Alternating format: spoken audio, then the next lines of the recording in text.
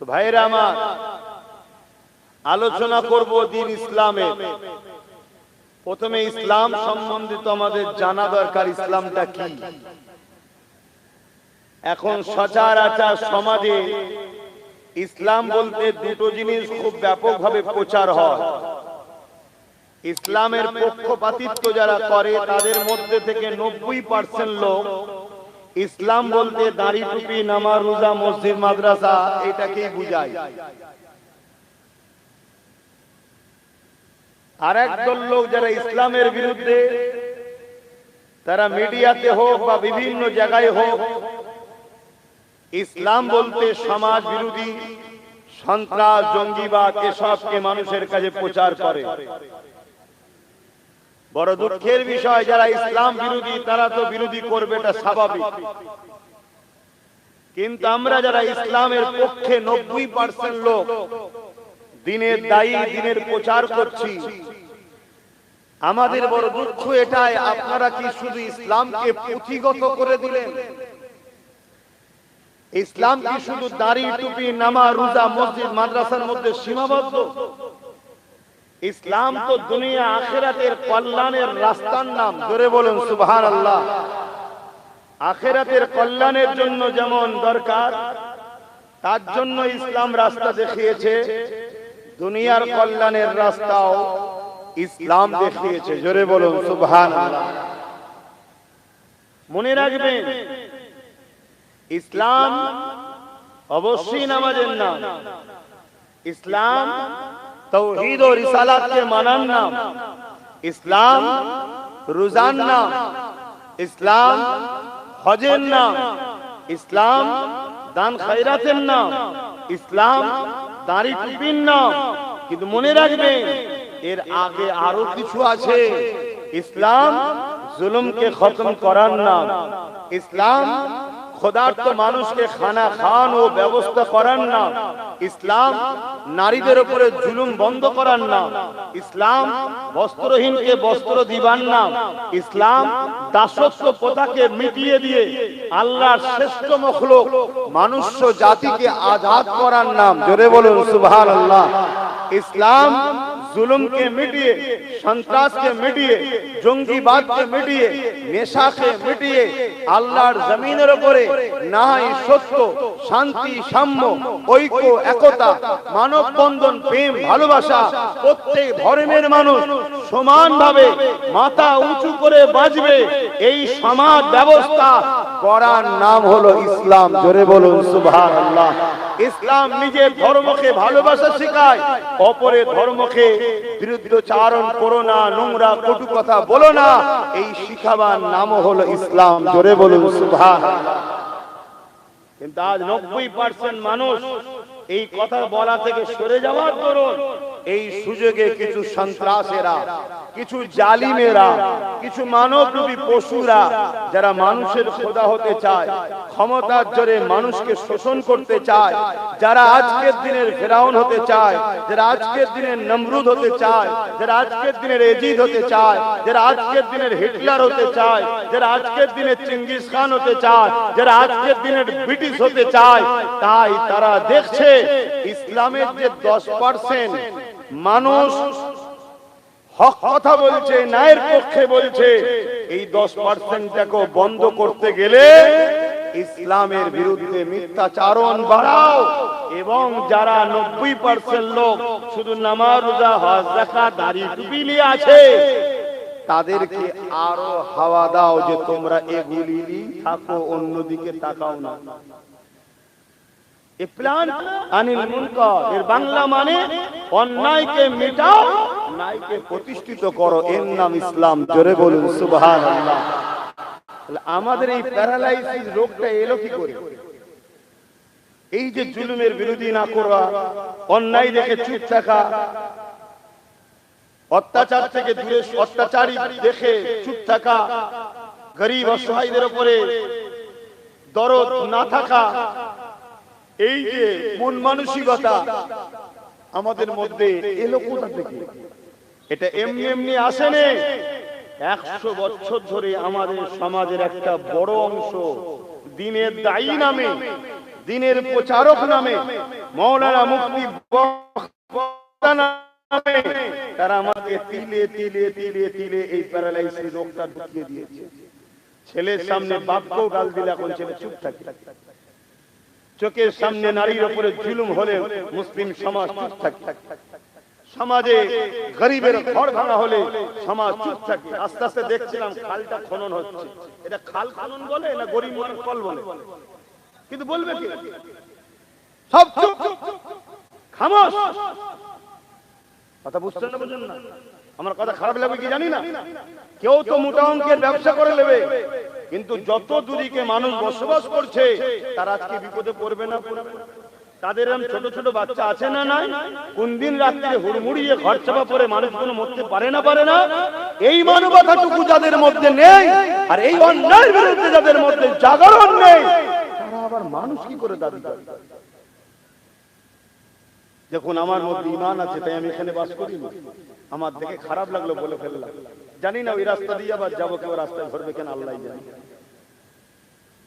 তবে ধরলে আমার লাভ, ধরলে কার লাভ? আমার লাভ।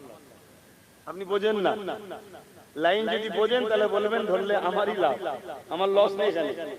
হ্যাঁ, কিন্তু আপনাদের বলি মানুষের মধ্যে তিনটে শ্রেণীতে বিভক্ত হয়েছে। এক শ্রেণীর মানুষ এত বড় হয়ে গেছে তাদের নিচের দিকে তাকাবার সময় নেই, শুধু উপর দিকে কি করে চাঁদে যাব। আরেক শ্রেণীর মানুষ এত গরিব, আরেক শ্রেণীর মানুষ মধ্যপন্থা, তারা ওই উপর দিকে উঠার জন্য এত ব্যস্ত তাদেরও কথা বলার সময় নেই। আরেক শ্রেণীর মানুষ এত গরিব কথা বলার সাহস নেই। এই তিন শ্রেণীতে মানুষ বিভক্ত হয়ে গেছে। কিন্তু আজ মুহাম্মদ সাল্লাল্লাহু আলাইহি ওয়াসাল্লামের দিনের একজন অনুসারী হিসেবে আমি গর্ব মনে করি, গর্বিত হই নিজেকে যে আমি এই অন্যায়ের বিরুদ্ধে কথা বলতে পারছি। এটা আমার রাসূলুল্লাহর অবদান। জোরে বলুন সুবহানাল্লাহ। আল্লাহু আকবার, আল্লাহু আকবার। আমাকে আমার নবী সেই সাহসটা জুগিয়েছে, আমাকে আমার নবী সেই চোখটা খুলেছে, আমাকে আমার নবী সেই শিক্ষাটা দিয়েছে যে হকের পক্ষে অন্যায়ের বিরুদ্ধে বলতে হয়। বলতে গিয়ে তুমি যদি শহীদ হয়ে যাও, মনে রেখে দিও তোমার মাকাম আল্লাহ অনেক দেবে। জোরে বলুন সুবহানাল্লাহ। কিন্তু আপনাদের মতো যারা অসহায় গরিব আছে, পিছিয়ে পড়া, বা আপনারা যারা অন্যায় দেখে প্রতিবাদ করতে চান, সবার উচিত এক জায়গায় হবে।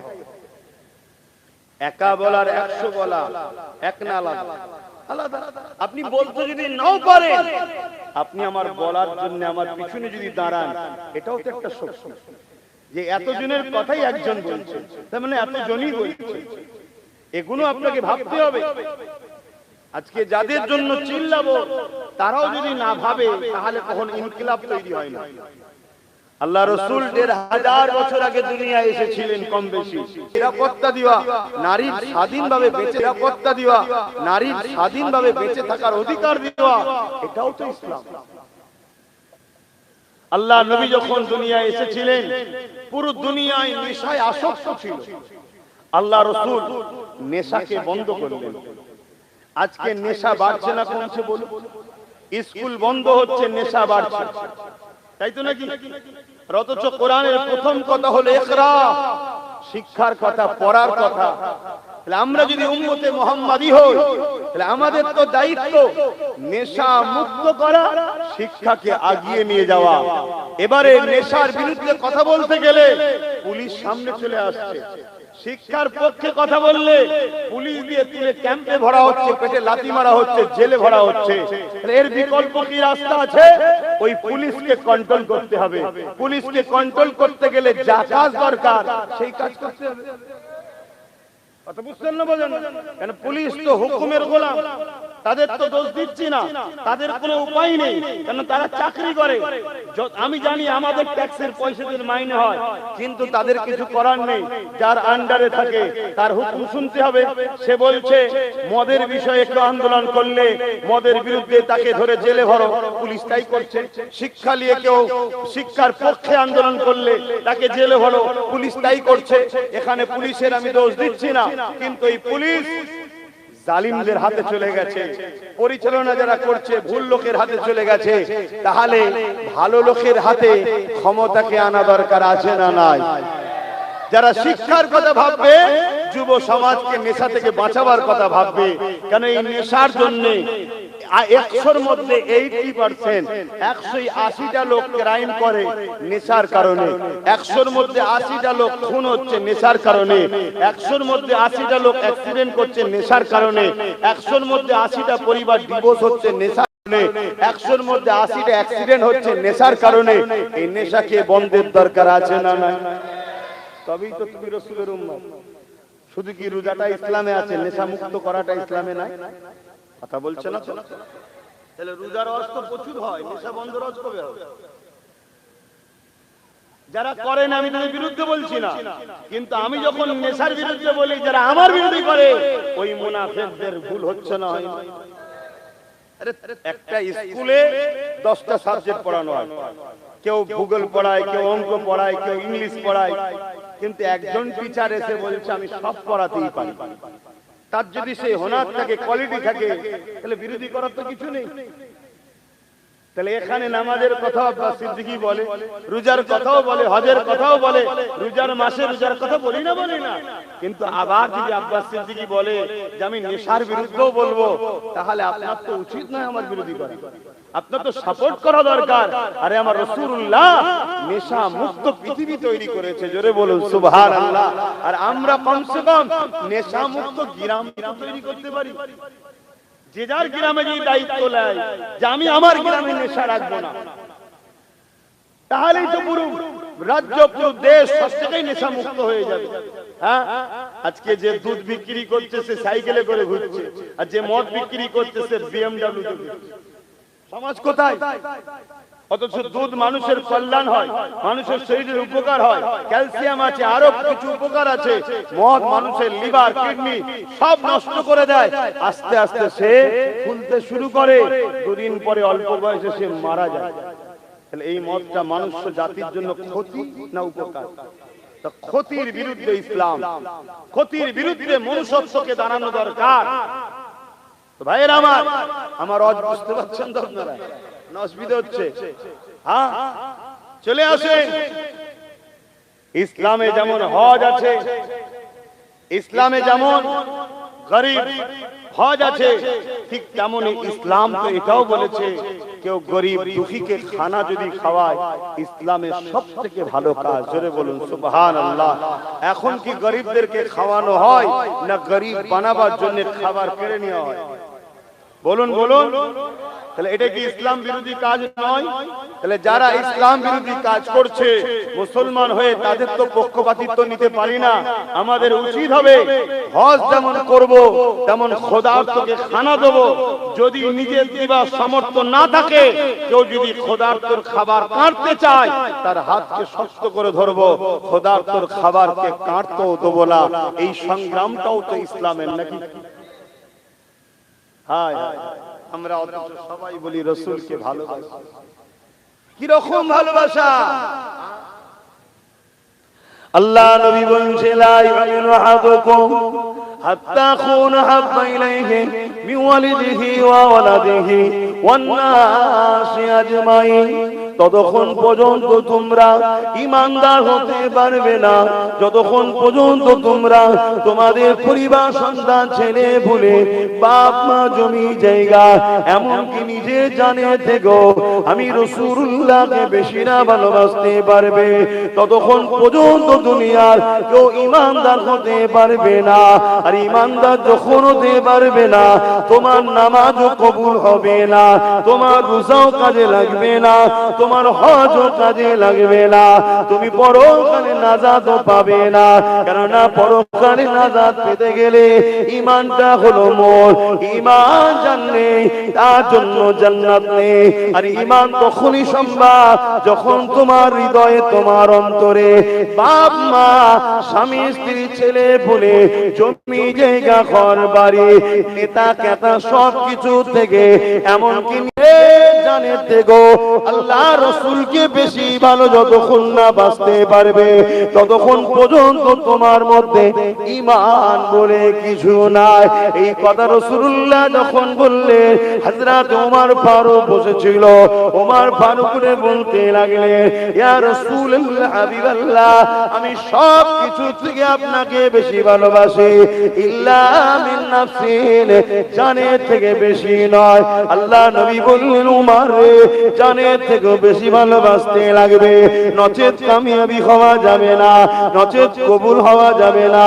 আল্লাহ নবীর কথা শুনে হযরত ওমর ফারুক আওয়াজ দিয়ে উঠলেন, ইয়া রাসূলুল্লাহ হাবিবাল্লাহ, আমি উমর দাওয়াত দিচ্ছি, আমি আমার জানের থেকেও আপনাকে বেশি ভালোবাসি। আরো জোরে বলুন সুবহান আল্লাহ।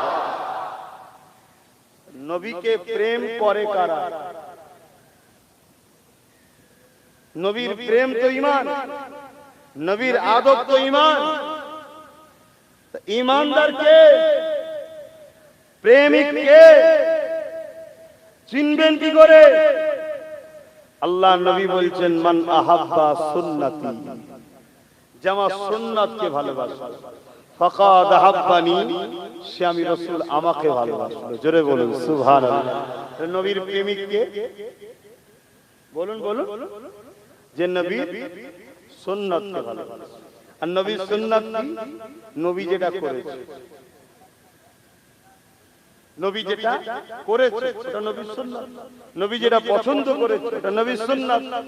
নবীর প্রেমিক তো শুধু মুখে দাবি করলে হয় না। নবীর উম্মত, নবীকে ভালোবাসি, এই মুখে বললেই হয়ে যাবে? নবীর সুন্নাত যে মানে সে নবীকে ভালোবাসে। নবীর অনেক সুন্নাত আছে, যে যত বেশি সুন্নাত মানে সে তত রাসূলকে বেশি ভালোবাসে। জোরে বলুন সুবহানাল্লাহ। ভাইরা, নওজোয়ান তরুণেরা, এখন যদি জিজ্ঞাসা করা হয় নবীর সুন্নাত বলো তো দেখি, আমাদের মুখে প্রথমেই আসবে দাড়ি টুপি। এছাড়া আর কিছু জানি না তো, প্রথমেই আসবে দাড়ি টুপি। এই নওজোয়ান তরুণেরা, অবশ্যই দাড়িটা রাসূলুল্লাহ সুন্নাত, অবশ্যই টুপিটা নবী পাকের সুন্নাত। কোনো সন্দেহ নাই, কোনো সন্দেহ নাই। শুধু সন্দেহ নাই নয়, দাড়ি টুপি নিয়ে কেউ যদি তুচ্ছ তাচ্ছিল্য করে, জামানার মুজাহিদ আওলাদের রাসূল সাইয়্যিদুনা আবু বকর সিদ্দিক ফুরফুরাবি দাদা হুজুর বলে দিয়েছে, সঙ্গে সঙ্গে সে কাফের হয়ে যাবে। কেন? এটা আমার নবী পাকের পছন্দ। এই দাড়ি টুপিকে তুচ্ছ তাচ্ছিল্য করতে হবে না। কিন্তু মনে রাখবেন, আমি যেটা বোঝাতে চাইছি, দাড়ি রাখা নবীর সুন্নাত অবশ্যই রেখেছেন, আলহামদুলিল্লাহ।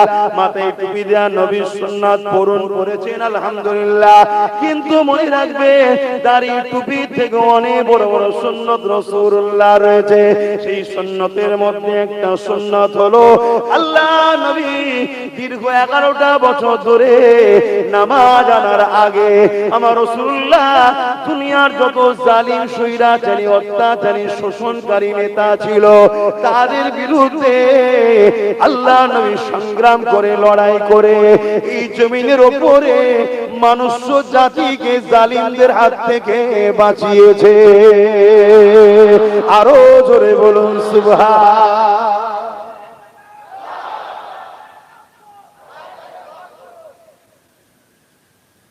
ওটা রাস্তায় দেবে, মাহফিলে না। আমি ওটা দিতে বারণ করব না, কেন ওটা দিয়াও মাঝে মাঝে দরকার। মুমিন মুনাফিক চিনাও যায়, শুনছেন তো? কিন্তু এখানে আল্লাহর দাও, রাসূলের দাও, আর দাদা হুজুরটা বাদ দিও না, কেন তার ওসিলা ইসলাম পেয়েছে বাংলার মানুষ। দাদা হুজুরেরটা দিও, দাদা হুজুর জিন্দাবাদ, পাঁচ হুজুর জিন্দাবাদ, এটা একটু দিও। এটা ছেড়ে দিওনি। আর নারে তাকবীর আল্লাহু আকবার দাও, নারে রিসালাত দাও, বা লাব্বাইক ইয়া রাসূলুল্লাহ বলো, বলতে হবে। কথা শুনছেন তো? এগুলো কেন এটা অনেক দামি জায়গা। এখানে ভাইজান গেলে হরি করলাম, এটা বাইরে করে। এখানে আদব, মর্যাদা, সম্মান দেখতে হবে। এই জায়গাটা কোথায়? জান্নাত, জান্নাতের টুকরা একটা। হ্যাঁ, আমাদের লেবাসে অনেক ভুল আছে, আমি মানছি। আমাদের লেবাসে ভুল আছে, কিন্তু এই লেবাসে ভুলওয়ালা ছেলেগুলোর মধ্যে একটা ভালো খসলত আছে, এরা জালিমদের সাথে সাথ দেয়। এটাও তো একটা ভালো গুণ আছে। তাহলে এদেরকে বাদ দিতে হবে, এদেরকে আস্তে আস্তে পাশে ডাকতে হবে, বুঝাতে হবে। কালকে আল্লাহ করে এরা নামাজি হবে, দাড়িওয়ালা টুপিওয়ালা হবে, হাজি হবে, আবার এই গুণগুলো ঢুকে যাবে। কিন্তু একটা গুণ তো আছে, এরা জুলুমকে কখনো মেনে নেয় না। যত নবী এসেছে প্রত্যেকটা নবী আলাইহিস সালাম কম বেশি সবাই লড়াই করেছে জুলুমের বিরুদ্ধে, জালিম শাসকদের বিরুদ্ধে। করেছে না করে? কোন নবী দেখাতে পারবেন জালিমের সাথে মিশেছে? বলুন বলুন। যত আলেম এসেছে নবীর পরে সাহাবা, তাবেঈন, তাবে তাবেঈন, ইমাম, ফুকাহা, মুহাদ্দিসিন, মুফাসসিরিন, আমার মুজাদ্দিদ জামান, আমার গরিবে নওয়াজ, আমার মুজাদ্দিদ আল-কাসানি, যত এসেছে একটা কাউকে দেখাতে পারবেন জালিমদের সাথে মিশেছে? তাহলে জুলুম আর ইসলাম দুটো এক জায়গায় হতে, আর যদি এক জায়গায় হয়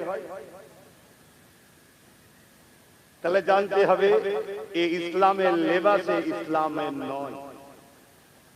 শুনছেন? আরেকটুখানি বলি, কুকুর কখনো পাতা ঘাস খায়? আমার কথা খারাপ লিখছেন না তো আপনারা? বুঝাবার জন্য উপমা দিতে লাগে। কুকুর কখনো ঘাস পাতা খায়? খায় না।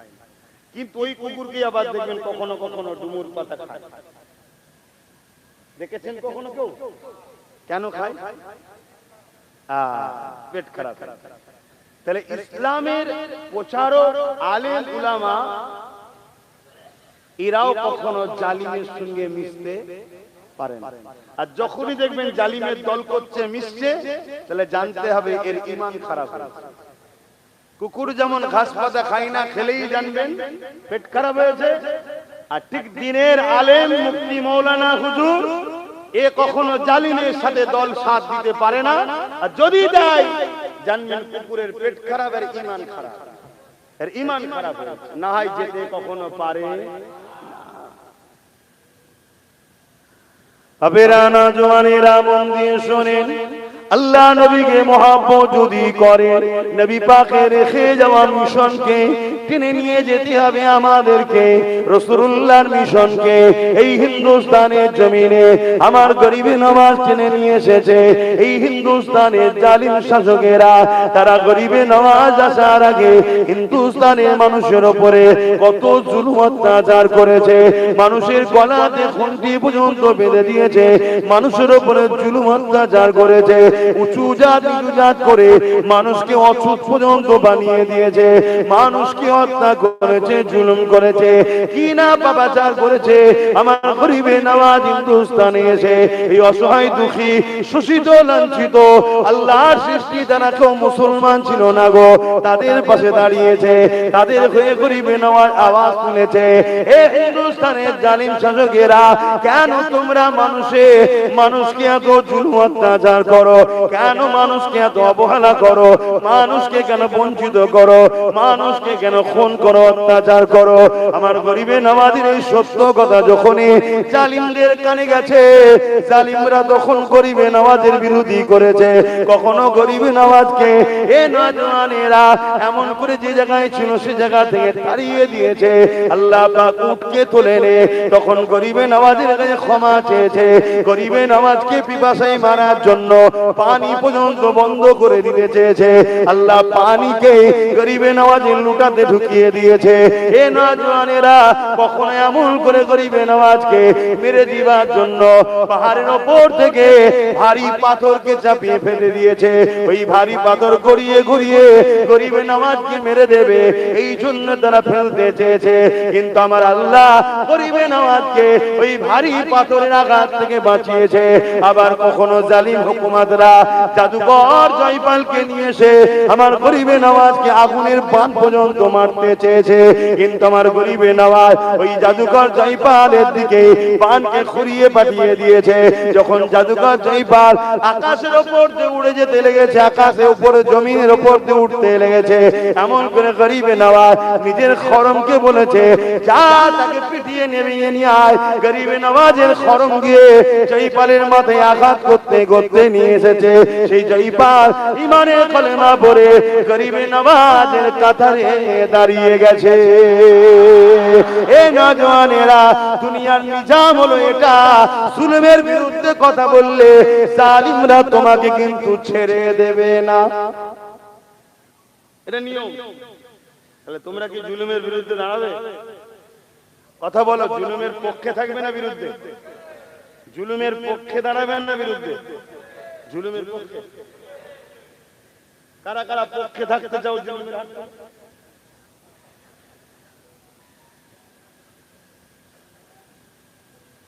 মাইকের আওয়াজ বুঝছো তো? তাহলে বলো, জুলুমের পক্ষে কারা থাকতে চাও? বলো। দেখছো হাত তুলছে না? তোমরা জুলুমের পক্ষে থাকবে? ওই ছেলেটা থাকে। হাসার কি আছে? এই তুই জুলুমের পক্ষে থাকবি? কাফেরদের সাথে, জালিমদের সাথে, চোরদের সাথে থাকবি? আচ্ছা, পাগলা দিয়ে তাকাবি তো, পাগল থাকবি?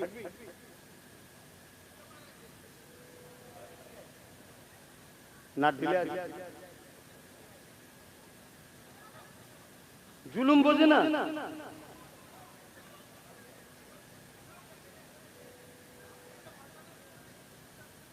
স্লিপ হয়ে গেছে। আরে জুলুম তো শয়তানের পক্ষ,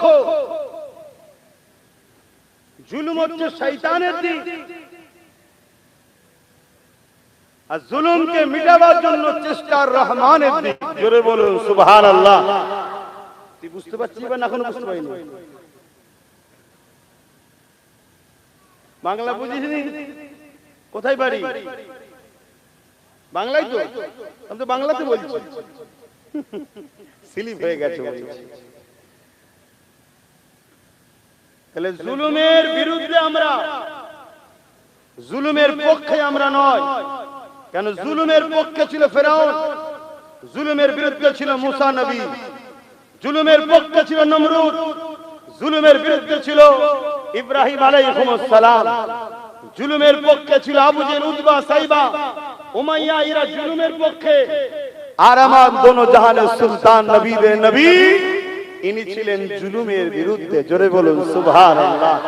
জুলুমের পক্ষে ছিল এজিদ, আর এজিদের দলে ছিল 13,000 আলেম উলামা মুফতি। জানেন তো নাকি? আজকে দু চারটে মৌলী সাহেব বিদিকুদি হয়ে গেলে ঘাবড়াবার কিছু নেই। জুলুমের পক্ষে ছিল এজিদ, আর আমার ইমাম পাক জুলুমের বিরুদ্ধে নিজেকে শহীদ করে দিয়েছে। জোরে বলুন সুবহানাল্লাহ।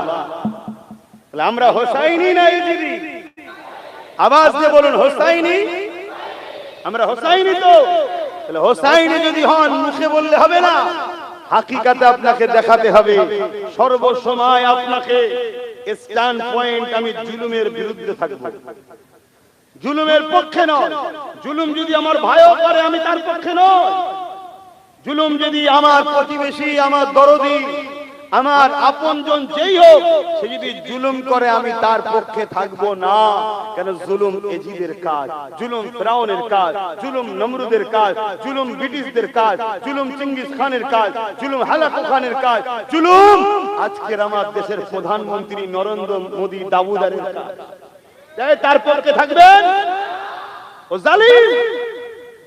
আমার দেশের প্রাইম মিনিস্টার হতে পারে, কিন্তু জালিম, সে একটা জালিম, তার পক্ষে আমরা থাকতে পারি না।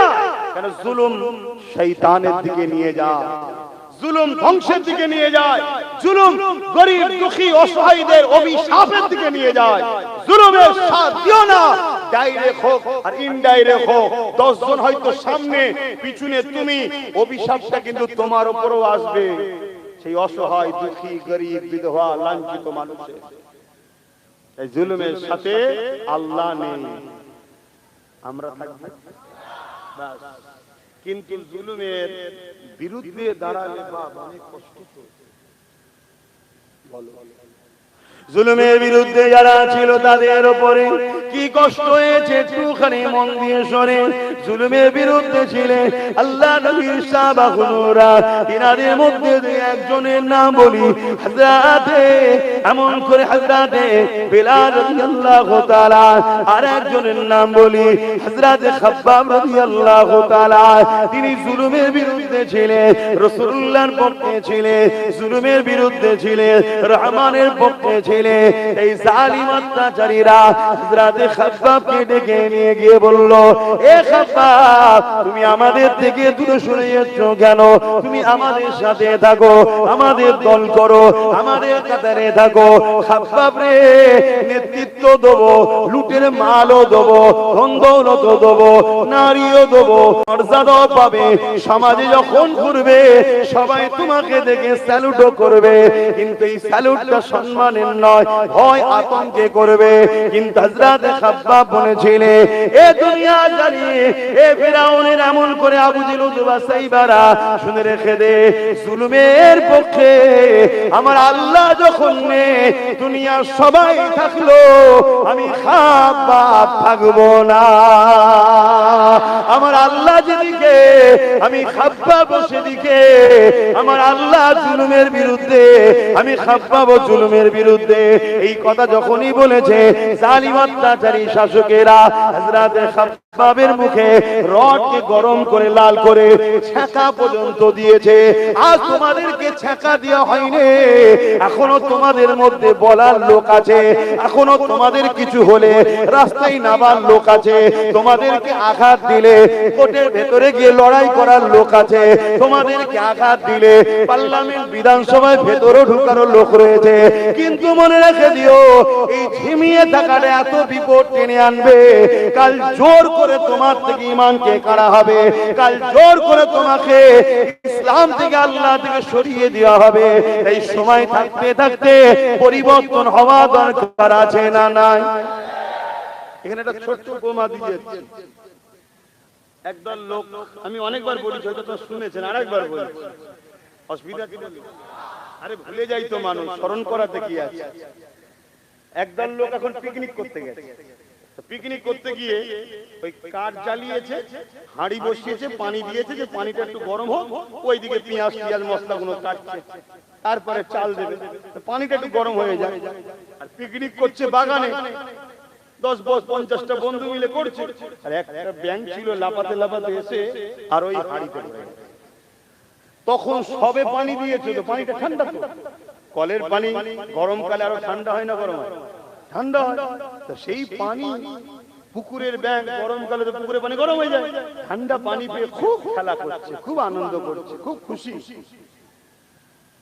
শুধু শুনলে হবে না নিজের জিন্দেগির সঙ্গে মিলাতে হবে কেন আমাদের হাল ওই ব্যাঙের মতো হচ্ছে তো খুব করছে কিন্তু তলাতে কি জ্বলছে আস্তে আস্তে কি হবে পানিটা হালকা গরম হয়েছে ব্যাঙ চিন্তা করছে পানিটা গরম লাগছে কিন্তু ভাবছে চলো যাই গরম হোক শরীরে তো শোয়া যাচ্ছে আর একটু গরম হচ্ছে ও তখনও ভাবছে গরম বাড়ছে মনে হচ্ছে কিন্তু ভাবছে চলো এখনো তো সহ্য করা যাচ্ছে কিন্তু মনে রাখবেন গরমে মানুষ ঘাম যত বাহির হয় দুর্বল হয়ে যায় তার এনার্জিকে লস করে গরম গরমকালে দেখবেন মানুষ একটুতে এনার্জি লস হয়ে যায় শীতকালে কিন্তু এনার্জি লস হয় না আমি আমার কথা বলি শীতকালে 3টে 4টে 2 ঘন্টা 3 ঘন্টা করে জলসা করি কিচ্ছু কষ্ট হয় না গরমকালে একটুখানি অজ করার পরে হাঁপিয়ে যায় কেন শরীর থেকে এনার্জি বাইরে হয়ে যায় এই পানির গরমেতে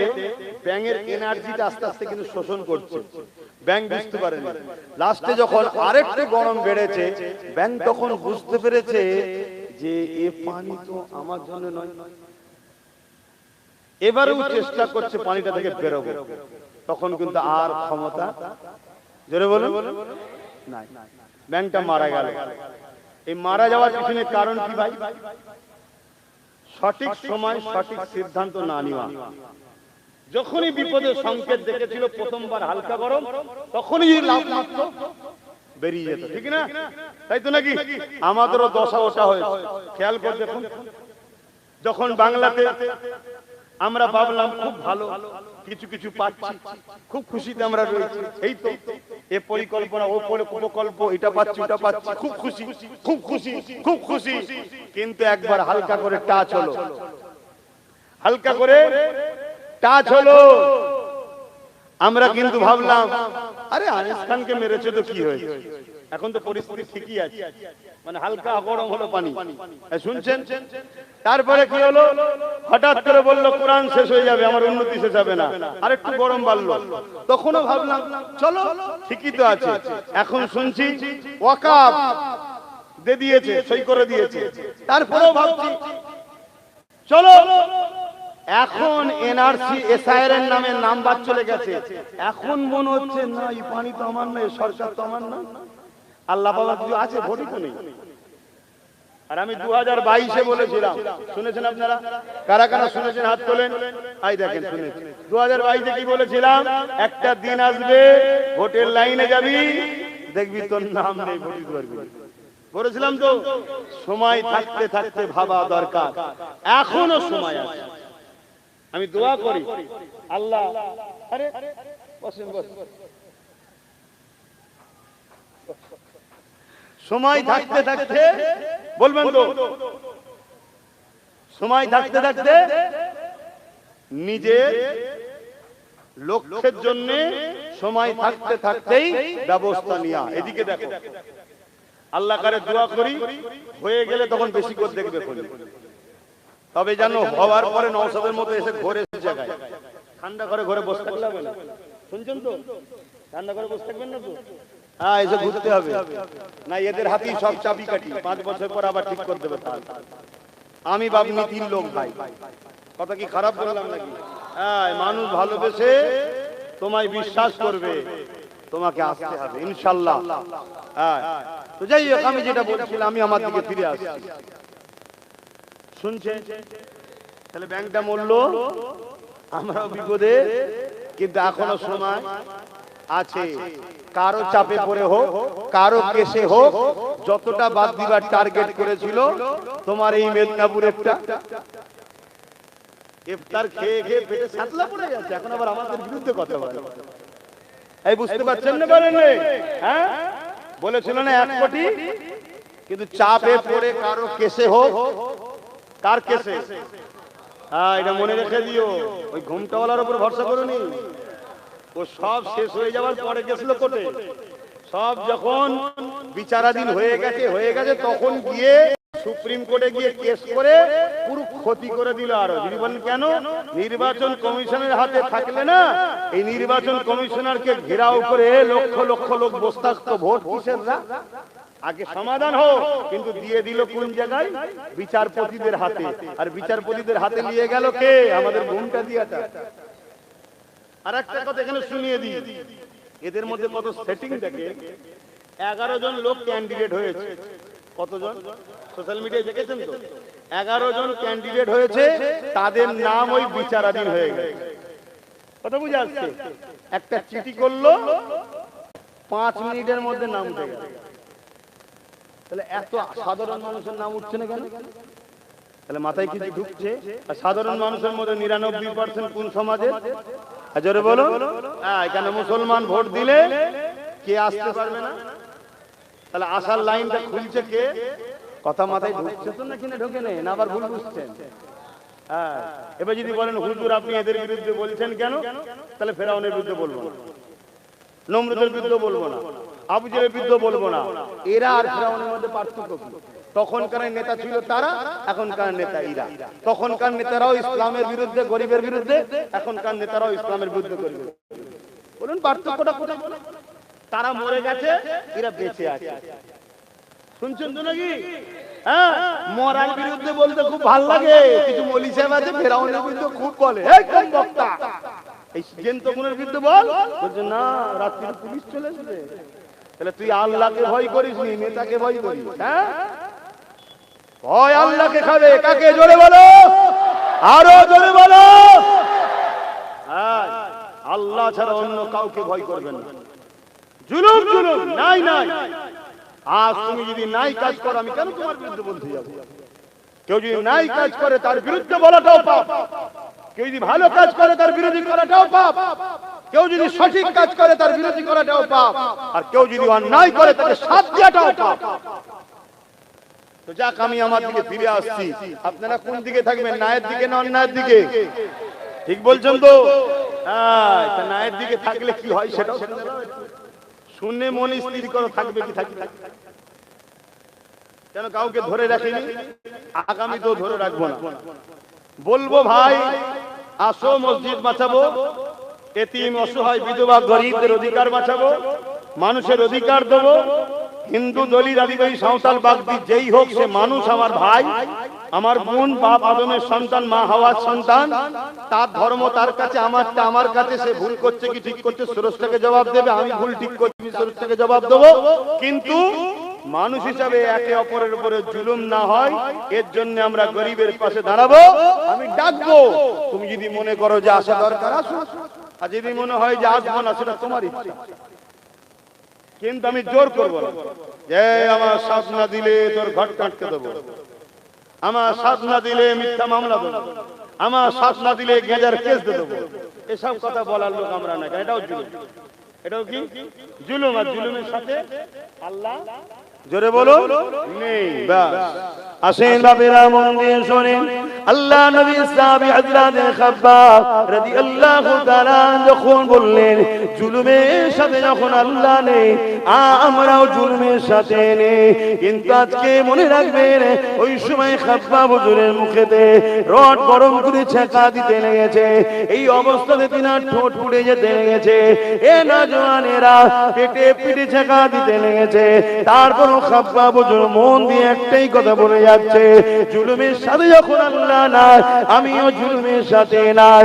এই অবস্থাতে হযরত খাব্বাব হুজুরকে দেখা যায় জালিমরা হাত পায়ে দড়ি বেঁধে, মন দিয়ে শোনো, মন দিয়ে শোনো ভাইজানের সাথ দেব শুধু বললে হবে না, মনকেও স্থির করতে হবে।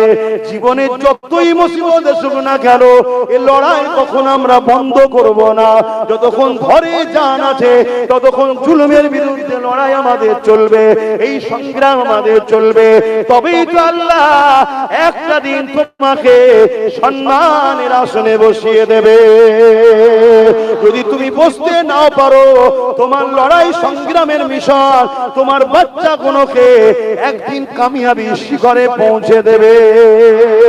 এ যুবকেরা, তরুণীরা, বাবেরা, হযরত খাব্বাব হুজুরকে আগুন তৈরি করে নিয়ে গিয়ে ওই আগুনের উপরে বসিয়ে দিল। মন দিয়ে শোনো, কত কষ্ট। ওই শাস্তি কিন্তু আমাদের এখন হয়নি। ওই আগুনের উপরে বসিয়ে দিল, ওই আগুন কোমরের গোস্তকে পুরাতে লেগেছে, আগুন কোমরের গোস্তকে খেতে লেগেছে, আগুন কোমরের গোস্তকে পুরাতে লেগেছে। দেখবেন আমরা যখন কোনো গোস্তকে শিক্ষাবাদ করি, তখন তা থেকে পানি বেরিয়ে বেরিয়ে আগুনে পড়ে। খাব্বাব হুজুরের কোমরের গোস্ত থেকে রস পানি বেরিয়ে আগুনটা নিভিয়ে যায়। আবার আগুন ধরায়, আবার বসায়, আবার আগুন ধরায়, আবার বসায়। কোমরের গোস্ত পুড়ে গিয়ে এবারে হাড় পুড়াতে লেগেছে। কিন্তু খুশির বিষয়টাও শুনে রেখে দেয়, এত কষ্ট পাওয়ার পরও আল্লাহ নবী সাহাবী খাব্বাব জালিমদের সাথে সাথ দেয়নি। আরো জোরে বলুন সুবহান।